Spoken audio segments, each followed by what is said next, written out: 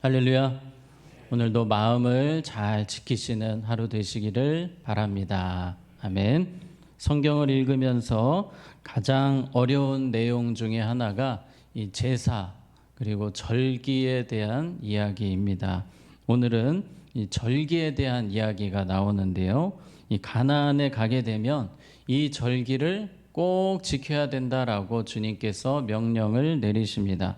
보통 이스라엘의 절기라고 하면 7가지 절기가 있습니다만 오늘은 그 중에서 가장 중요한 절기인 이스라엘 3대 절기, 6월절, 77절, 초막절 이 3가지를 중심으로 하나님이 말씀하십니다. 가나안에서 승리하는 비결은 이 절기를 잘 지키는 것이다 라는 부분을 이야기하시는 겁니다. 우리는 지금 이 절기를 지키지 않고 있습니다. 그래서 뭔가 와닿지가 않아요. 조금 어렵게 느껴집니다. 그래도 우리가 이 말씀을 중요하게 생각해야 하는 것은 지금 지키지는 않지만 그 의미, 메시지가 있기 때문에 그 의미를 우리가 잘 마음에 새기고 우리가 어떻게 살아야 할 것인지를 생각하는 시간이 우리에게 필요하다 하겠습니다. 자, 1절 말씀 먼저 보면 아비벌을 지켜 내 하나님 여호와께 유월절을 행하라. 이는 아비벌에 내 하나님 여호와께서 밤에 너를 애굽에서 인도하여 내셨음이라. 아멘. 아비벌이라는 단어가 나옵니다. 유대력입니다. 우리는 지금 태양력을 쓰지 않습니까? 유대인들은 이 유대력을 썼습니다. 유대력이 우리 지금 태양력과 다른 것은 한 3개월, 개월수로 하면 3개월 정도 차이가 납니다. 이분들의 1월은 우리의 3월 말 정도로 보시면 되겠습니다. 이 아비벌이 왜 1월인가? 우리랑 왜 3개월이 차이 나는가를 오늘 1절을 보면 다시 알 수 있습니다. 아비벌을 지켜 내 하나님 여호와께 무엇을 유월절을 행하라. 이는 아비벌에 내 하나님 여호와께서 밤에 너를 애굽에서 인도하여 내셨음이라. 하나님께서 이 달을 정하실 때, 유대력을 정하실 때에 가장 중요한 날을 새해로 만드신 겁니다. 그들에게 새해는 출애굽한 달입니다. 출애굽한 달에 유월절을 딱 하나님 앞에서 지키고 바로 탈출을 하지 않습니까? 애굽을. 그래서 1월로 아비벌을 정한 것입니다. 그래서 1월 이 계절상으로는 봄 정도 되지만 그들에게는 1월이 이 아비벌 1월이 6월절을 지킨 달이 되겠습니다. 6월절이 정말 중요하다는 것입니다. 새해를 만들 만큼 6월절의 의미가 그들에게 큼을 이야기하고 있습니다. 6월절을 통해서 그들의 인생이 바뀌었습니다. 노예에서 해방이 되었습니다. 우리나라로 따지면 8.15 광복절처럼 그들에게는 가장 중요한 날이 애굽에서 나온 날, 바로 6월절을 드린 날이고 그 달이 그들에게는 새해 1월이 되었음을 우리가 보게 됩니다. 자, 6월절이 왜 중요합니까? 6월절이 우리에게 어떤 의미가 있습니까? 그림을 한번 보시면 오늘 이 5가지를 우리가 짧게 볼 건데요. 6월절에는 6월절 어린 양의 피를 어디에 바릅니까? 문설주에, 임방에 이게 바릅니다.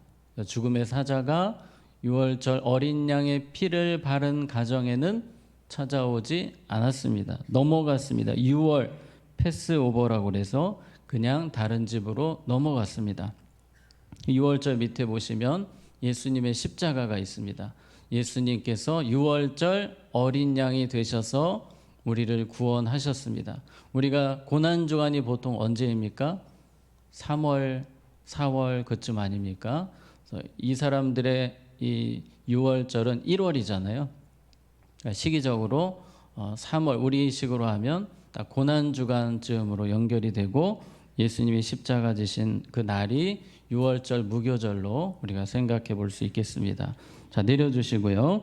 가나안에 들어가서도 이들이 이 6월절을 계속해서 지켜야 되는 이유가 무엇입니까? 하나님에 대해서 더 분명하게 알기 위함입니다. 하나님은 그냥 우리가 섬기는, 하늘에 계셔서 나라를 다스리시는 이 정도가 아니고, 따라해 봅시다. 우리의 구원자. 하나님은 이 유월절을 통해서 구원자 하나님을 잊지 않기를 원하셨습니다. 그들을 구원하신 분이 하나님이시다.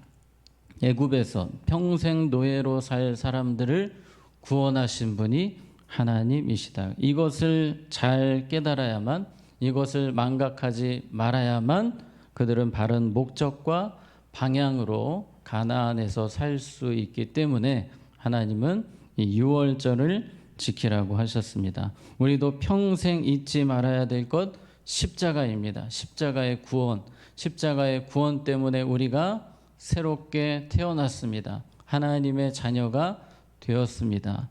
십자가를 우리가 생각할 때 제일 중요한 것, 감사가 회복됩니다.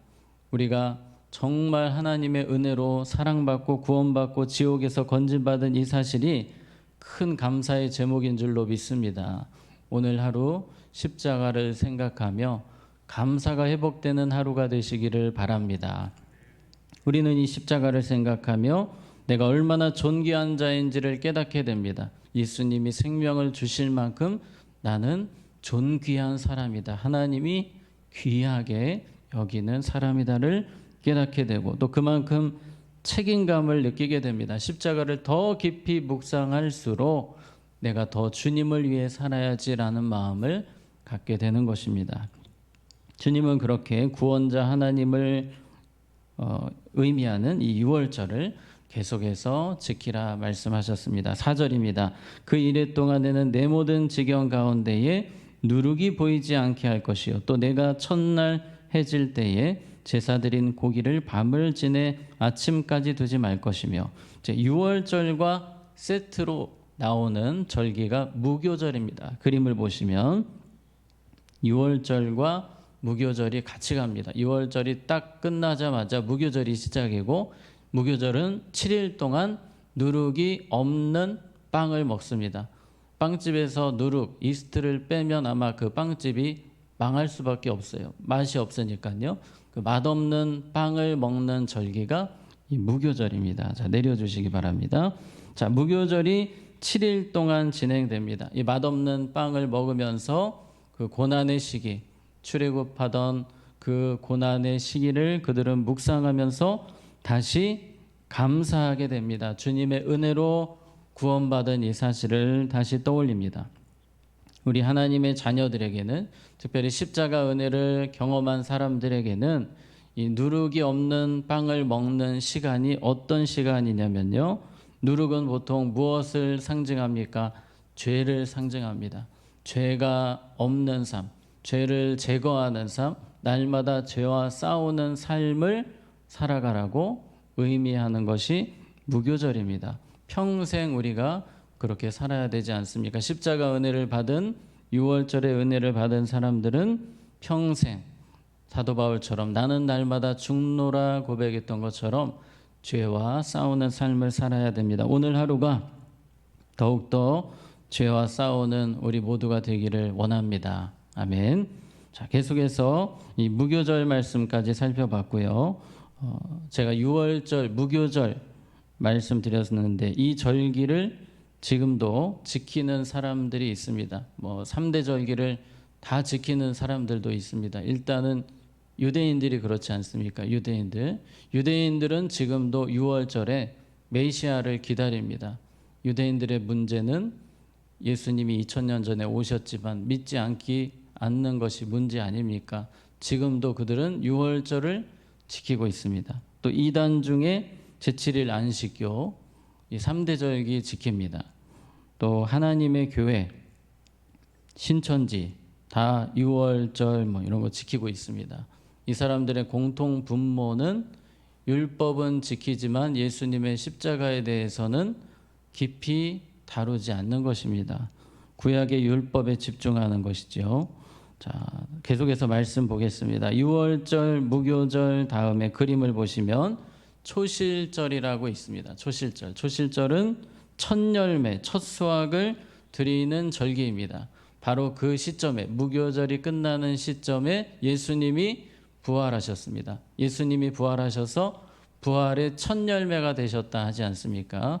첫 열매가 있으면 그 다음 열매가 있잖아요. 우리가 그 다음 열매, 부활을 우리도 똑같이 예수님과 함께 경험하게 되는 겁니다. 자, 계속해서 이 유월절, 무교절, 초실절까지 우리가 살펴봤습니다. 부활의 첫 열매 되신 주님의 은혜를 우리가 받고 있는데요. 자, 오늘 말씀 계속해서 9절, 10절에 보면 7주를 셀지니 곡식의 낫을 대는 첫날부터 7주를 세어 내 하나님 여호와 앞에 칠칠절을 지키되 내 하나님 여호와께서 내게 복을 주신 대로 내 힘을 헤아려 자원하는 예물을 드리고. 자, 그림을 다시 보시면 계속 쭉 연결이 됩니다. 6월절이 끝나면 무교절, 무교절이 끝나면 초실절, 초실절 다음에가 좀 기간이 있습니다.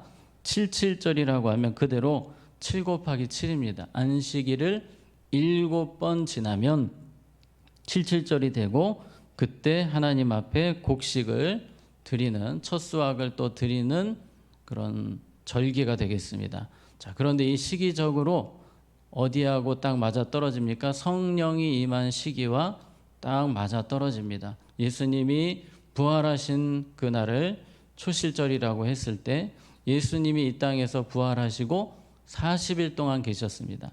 40일 계시고 승천하시고 그리고 제자들과 많은 사람들이 마가의 다락방에서 기도합니다. 딱 열흘이 지나고 예수님 승천하시고 열흘 지나고 일정으로 따지면 딱 50일 만에 성령님께서 강림하셨습니다. 우리식으로 하면 6월 정도 됩니다. 부활절이 보통 3, 4월에 있잖아요. 그리고 50일을 플러스하면 성령 강림절 우리가 이제 그렇게 지키고 있습니다. 자, 내려주시기 바랍니다. 예수님께서 부활하시고 승천하신 뒤 성령을 부어주셨습니다. 그 기간에 대해서 77절이라 말씀하시고 77절은 이렇게 지키라고 하십니다. 11절 너와 내 자녀와 노비와 내 성중에 있는 레위인과 및 너희 중에 있는 객과 고아와 과부가 함께 내 하나님 여호와께서 자기의 이름을 두시려고 택하신 곳에서 내 하나님 여호와 앞에서 뭐 할지니라 즐거워할지니라. 이 77절의 느낌은 그동안의 절기랑은 조금 다릅니다. 즐거움이라는 단어가 나오고 또 많은 사람들과 함께 할 것을 이야기합니다. 객과 그리고 과부와 또 레위인과 함께하는 모든 사람과 이 절기를 즐겁게 지켜라. 우리 성령님이 임하신 성령 강림을 생각할 때에 성령님이 모든 사람에게 부어졌고 성령님이 임할 때 그들에게 기쁨이 회복되지 않습니까? 성령님이 오늘 우리의 삶에 충만하게 임할 때 우리의 삶에 기쁨이 회복될 줄로 믿습니다. 우리가 이 77절을 생각할 때에 하나님의 은혜, 하나님의 기쁨이 성령을 통해 임하는 날, 성령님은 우리의 삶에 진정한 기쁨을 회복시켜 주시는 분임을 우리가 생각할 수 있습니다. 자, 15절 말씀 보겠습니다. 내 하나님 여호와께서 택하신 곳에서 너는 며칠 동안 이래 동안 내 하나님 여호와 앞에서 절기를 지키고 내 하나님 여호와께서 내 모든 소출과 내 손으로 행한 모든 일에 복 주실 것이니 너는 온전히 즐거워할지니라. 또 즐거워하는 절기가 있습니다. 이 초막절입니다. 그림을 보시면 이 초막절은 좀 시기적으로 떨어져 있습니다. 6월절, 무교절, 초실절, 칠칠절은 쭉 연결이 되고 초막절은 우리식으로 하면 추수감사 주일 어간이라고 보시면 되겠습니다. 이 초막절에는 무엇을 합니까? 그림 위에 보시면 초막을 지어놓고 자기 집 앞에다가 초막을 지어놓고 하나님 앞에서 7일 동안 절기를 지키게 됩니다. 자, 내려주시기 바랍니다. 지금도 이스라엘 백성들은 집 앞에서 이 초막절을 지킵니다. 이 절기는 왜 지키는 것일까요? 하나님께서 광야 생활하게 하시던 그때, 그 어렵고 힘들었던 때를 기억하면서 감사하라는 것입니다. 지금의 은혜를 주신 이 삶에 대해서 감사하며 살아라. 그래서 감사가 회복되는, 또 역시 기쁨이 회복되는 절기입니다. 이스라엘에서는 지금도 가장 어린아이들이 좋아하는 절기입니다. 캠핑이거든요. 집 앞에다가 텐트를 만들고 거기서 온 가족이 7일 동안 캠핑하듯이 시간을 보내는데 그 시간 동안 감사가 회복되는 것입니다. 광야 생활을 지켜주신 하나님, 우리의 삶을 앞으로도 구름기둥, 불기둥으로 지켜주실 줄로 믿습니다라고 고백하면서 드리는 절기입니다. 자, 지금까지 여러 가지 절기를 살펴보았습니다. 공통 분모가 있습니다. 하나님께서 이 절기를 가나안에서 꼭 지키라고 하신 이유는 하나님을 기억함과 동시에 따라해 봅시다. 감사가 회복되기 위함입니다. 감사의 회복을 위해서 이 모든 시간들을 통해서 하나님의 은혜를 생각하고 감사가 회복되도록 이 절기를 명하셨습니다. 그리고 그들에게 분명한 목적과 방향이 있음을 이 절기들을 통해서 깨닫게 하셨습니다. 오늘 이 절기에 대한 의미를 기억하셔서 우리가 주님 부르실 때까지 십자가 은혜를 매일 묵상하면서 감사가 회복되기를 원하고요. 또 우리에게 성령을 부어주신 하나님으로 인해서 또 기뻐하며 살아가시고 평생을 이 은혜 구원하신 하나님 이 사랑을 잊지 않고 감사와 찬양으로 살아가는 우리 모두가 되기를 원합니다. 자, 기도하겠습니다. 하나님 아버지, 오늘 주신 말씀과 같이 우리에게 주신 십자가의 은혜 평생 잊지 않기를 원합니다. 십자가로 인해서 감사가 회복되는 우리의 삶이 되게 하여 주시옵소서. 오늘 반주로 섬기신 우리 집사님 주님께서 기억하여 주시고 그 가정에 늘 하나님 주시는 평안과 기쁨이 충만케 하시고 온 가족이 축복의 통로로 쓰임받게 하여 주시옵소서. 예수님의 이름으로 기도하옵나이다. 아멘.